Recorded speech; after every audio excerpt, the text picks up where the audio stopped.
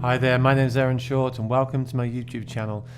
As you can probably tell from my t-shirt, I love C.F. Martin guitars, I love acoustic guitars, I love all guitars, I love electric guitars too. But today I've got access to 4 different Martin body shapes, and I thought it'd be a great opportunity to talk with you about how a different size guitar affects playability, tone, looks, everything. Were you aware that acoustic guitars come in many different sizes? From very small to very large. And I've owned several different body shapes of guitar, and I thought it'd be great to discuss the differences. Now, this is my opinion. Some people might disagree with me, but I've played many guitars over the years, way too many in fact, and I'd just like to share my thoughts on the subject. Okay, so when you go to a guitar store, you're going to see big guitars, small guitars. There's guitars smaller than this. There's what you call a 3/4 size guitar, which is like the little guitar that Ed Sheeran plays. That's more of like a travel guitar. You can get big jumbo, they're called jumbo guitars. They're huge, right? And I feel like on someone my height, that might look kind of good because I'm a big person. This is a small guitar, although John Mayer plays a model like this, and he's a tall guy, right? So let's get started. This is the smallest one we're going to look at today. It's called the OM21. The OM28 is probably the most standard OM. And OM stands for Orchestra Model. Okay, so the reason that Martin made this is because when people played these in orchestras years ago, they needed to cut through. There was no pickups. You couldn't plug them in. I don't think there was even microphones back then. They needed something to really cut through. And despite the small size of this guitar, I find it really does cut through. So let's take a listen to it and see what we think.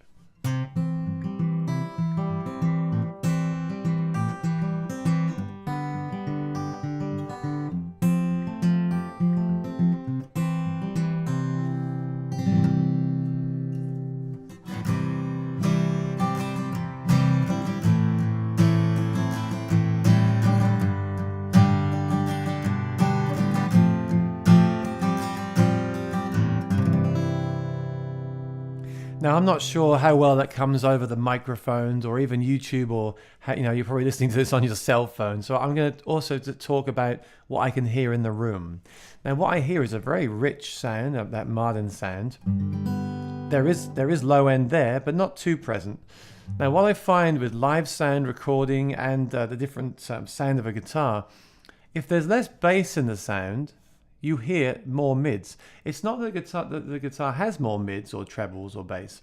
It's if you take one of the others away, you hear more of the other one.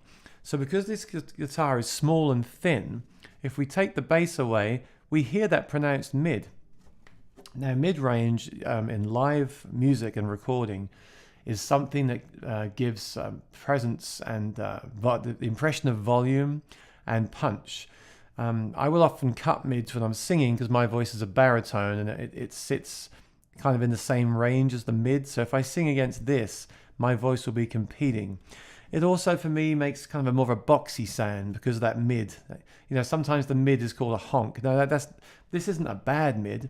For fingerstyle or lead work, this is an awesome sound, right? Because you haven't got that boomy bass and the notes really cut through well. The bass isn't overpowering them. So for that's why the OM is highly regarded for fingerstyle, right? So this is actually an OMC. So just to say, this one has the cutaway here. That may affect the sound when you cut some of the guitar away, but it also gives you access to the higher frets for lead work. Some people need that, and some people don't want that. They want every bit of tone they can get. If you're not going to play up here, then don't get a cutaway. It's as simple as that. If you're going to play up here, you probably should get a cutaway. Now, I don't feel it affects the tone much, but who knows with a guitar.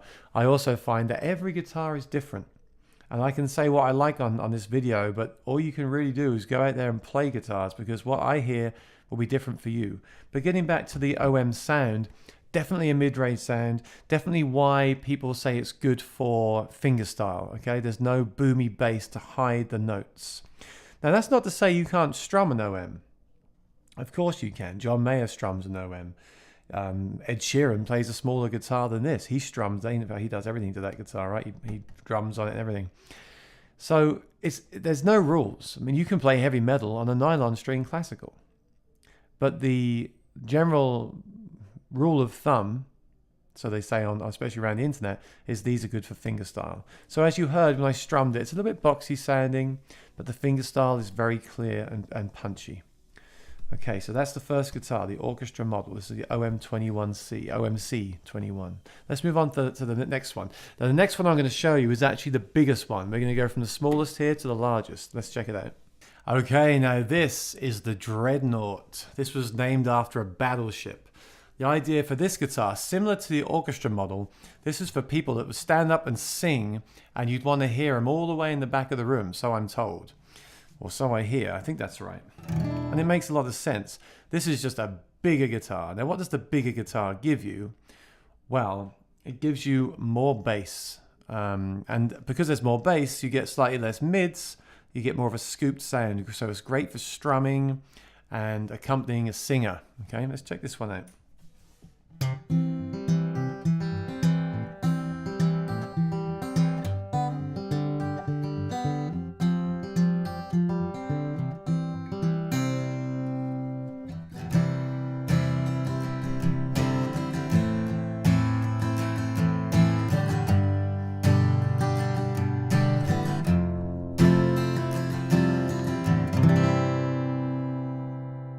Okay, so this is another cutaway. This is called the HDC. C is for cutaway 28. Now all these guitars I'm playing are rosewood back and sides and a Sitka spruce top. The other thing that will affect your guitar is what woods it's made from. This is very standard. You can get mahogany and Australian woods and all these different woods. And maple, there's so many. Engelmann spruce is nice. There's so many, so again, that will affect the tone too, but the overall kind of EQ, we're talking about bass and treble, it kind of stays the same depending on the body shape. So you can really hear on this Dreadnought when I hit the low notes, there's a lot of low end. So again, you can play fingerstyle, of course, but you hear that already, that's, the bass is kind of coming out. So it may, depending on how you play and the guitar, it may hide some of the notes a little bit. But when you strum, it sounds like a band. Because you get that like bass player. And there's no mids there to get in the way of your voice. So it's kind of interesting. Sometimes I'll strum the OM and I think, oh, this sounds louder than the Dreadnought. But it's just because I'm hearing those mids hit me in the face. Poof, like punch me in the face. This has been played by Bob Dylan, the Beatles. Everyone's played these guitars because they're great for accompanying your voice. They're great for bluegrass with that lovely low, rich sound. The question I would ask myself is, do I want something with that much bass? Is that the sound I'm looking for? Also, if I'm going to play live, is that bass going to be a problem? Because when I play live, I always cut about 100 hertz or more to get rid of that bass, so it's not going to be too boomy in the room, especially, well, depending on the room, of course. And even recording, sometimes I cut that low out. So these are all questions you need to ask yourselves. Obviously, the guitar is bigger, it's harder to play. I'm a big guy, so I can get my arm around it like that. If you're smaller, if your arms aren't as long as mine, it might be physically harder to play. I've read online a lot that people can find these uncomfortable. So the question you've got to ask yourself is, how big do I want the guitar to look? How big do I want it to be when I'm playing it? Will that be a problem for my build? And what sound am I looking for? They're the three questions I would ask myself. So that's your kind of Dreadnought sound, a big boomy strummer. Okay, let's move on to the next one. Our third body shape is the GPC. It stands for Grand Performance, and then again the C is for the cutaway. Now this is very much like a Taylor kind of body shape. This is a more modern body shape than the classic Martin ones I've been showing you so far, and the next one I'm going to show you. But let's take a listen before we talk about this.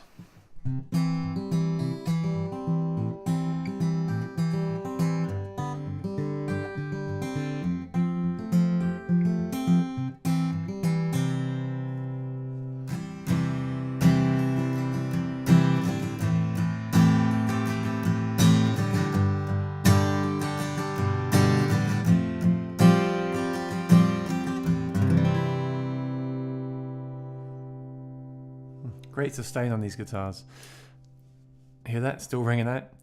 Now, in the room, this sounds, I mean, it's more comfortable, definitely. It's a smaller, thinner body. Sounds kind of like the HDC, the one we just listened to, but not as big. And I don't know if I'm wrong. I'm not sure if it is just a shrunken down Dreadnought. It feels like it. It kind of sounds like it.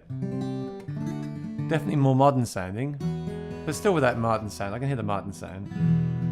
Yeah, I think if you like the Dreadnought but want to touch less, a little bit less bass, this could be the guitar for you. And also slightly smaller body. It's a very modern kind of instrument. I personally feel like it's just kind of, well, my first reaction, it's the first time I played one of these. I feel like my first reaction is it's just a smaller of the other guitar, the HDC. So I'm like, well, what's the point? I'm big, I might as well have the bigger guitar, the more volume.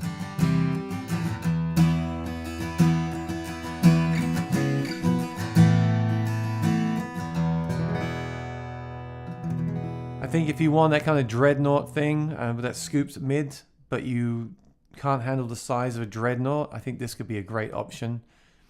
Great option for the stage as well, and kind of comfortable to play. Looks really cool, doesn't it? Looks nice. But the voicing to me doesn't quite speak to me the same as the others. The personality.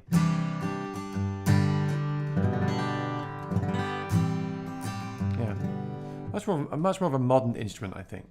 So let's go on to our fourth and final body shape. Here we go. Now, this big fella is a guitar that you may not have heard of. It's called the M36. Very interesting guitar, this. You don't often see them. And there's a reason why I have it. In fact, this is probably going to become my main guitar, and I'll tell you why. I realized that I like the sound of the OM. Okay? And this has that same thin body as the OM. So you're going to get that lovely mid, that punch that I said I like. But it also has, as you can see, a much bigger, much larger lower bout. So it's wider down here, but not wider up here like the Dreadnought. So still very easy to play, but this is going to give you more bass. So we're going to get the punch of the OM with the bass of the Dreadnought. This guitar, I feel, is for the person that can't make the decision. This is right in the middle of those guitars. Let's check it out.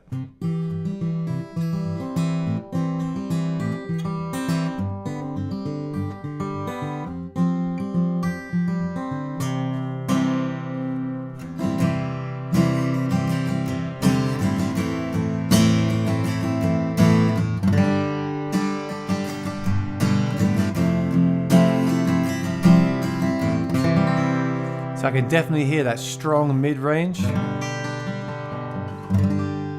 which I was kind of missing on the GPC a little bit.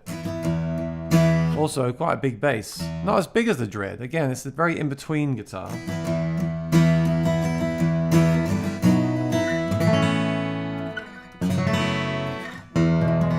This is your kind of do-it-all guitar. So you could have the OM for fingerstyle, you could have the Dread for strumming, but again, you can play anything on any guitar. Or you could have this, kind of meets it in the middle, but not like the GPC. Kind of different voice to the GPC, more kind of mid-range, I feel. And I like that it's bigger, actually, because I feel like it'll look bigger on me. They also make a jumbo, which is bigger than this. You know, I'm not sure I need that, but I really like the tone of this one.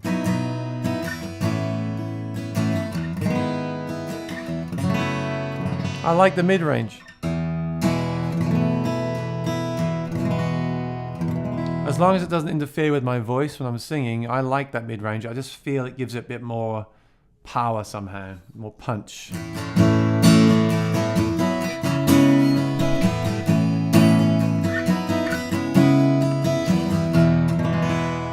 Really nice guitar. I think these came around, this isn't a modern design, I think this came around when a guitar was taken to a shop in New York, and they actually they fixed it up, and that became the design for this M36. Actually, this is the body shape that the Beatles producer, George Martin, chose for his signature guitar. I'm not sure he even played the guitar, but he wanted the guitar to be good for the studio. Again, not too much bass, mid-range, great balanced instrument. And just check out the back as well. It's got that three-piece back. Really cool. Really cool guitar. I like this one. So this is my choice, I think, because I can't make up my mind. It's a great all-rounder. Of course, why not own them all? As many people do. all right? Because it's hard to find one guitar that does everything really well. That's why we have many different guitars. But if you are looking, if you need some advice, I hope this video helped you. The best advice I can give you is to go to a good guitar shop with friendly people that will allow you to sit there and play every guitar they have. Every guitar. If you find a guitar that speaks to you, it doesn't matter if it's small, large, Martin, Yamaha, Fender, Fender Acoustic. It doesn't matter. It doesn't matter what the woods are. It doesn't matter how it looks. What matters is, how does it sound? How do you feel when you strum it? I always think with a guitar, I just strum a chord. I either like it or I don't. It's all up here, you just listen and you feel it.